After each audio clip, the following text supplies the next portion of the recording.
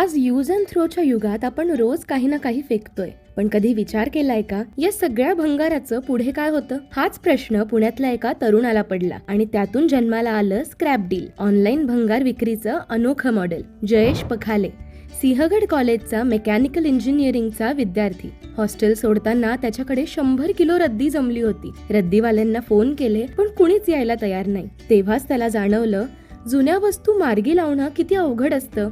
याच त्रासातून त्याला सुचली कल्पना, भंगार संकलनासाठी ऑनलाईन ॲप तयार करण्याची.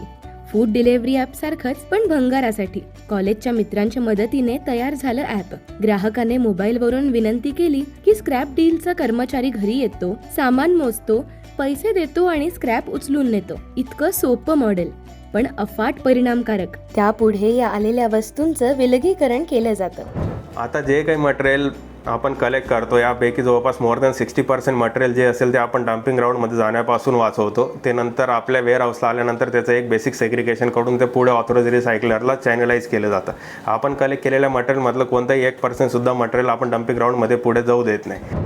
गुजरात, चेन्नई आणि हैदराबाद सारख्या शहरांमध्ये मोठमोठे कारखाने ज्यांना रॉ मटेरियल म्हणून वेस्ट प्रोडक्ट लागतं ते हे विकत घेतात. म्हणजेच रिसायकल करणाऱ्या मोठमोठ्या कंपनींना फेकून दिलेल्या वस्तूंच्या रूपामध्ये रॉ मटेरियल उपलब्ध करून देण्याचं काम स्क्रॅप डील करत आहे.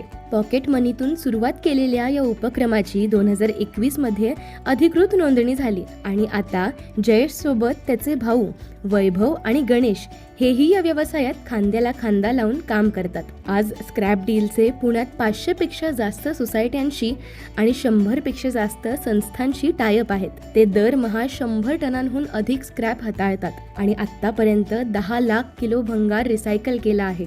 पेपरचा लगदा, ई वेस्ट मधून धातू, प्लास्टिक आणि कपडे सगळं योग्य पद्धतीने विलगीकरण केलं जातं. 30 पेक्षा जास्त प्रशिक्षित कर्मचारी रोज पर्यावरण वाचवण्यासाठी काम करतात. आज स्क्रॅप डीलची उलाढाल 2 कोटींपेक्षा जास्त झाली आहे. एका छोट्याशा कॉलेजच्या अनुभवातून उभं राहिलेलं हे स्टार्टअप आज पर्यावरण वाचवतानाच तरुणांना रोजगारही देतंय. कारण खरंच ज्यांना जग बदलायचं असतं ते भंगारातूनही सोनं निर्माण करतात.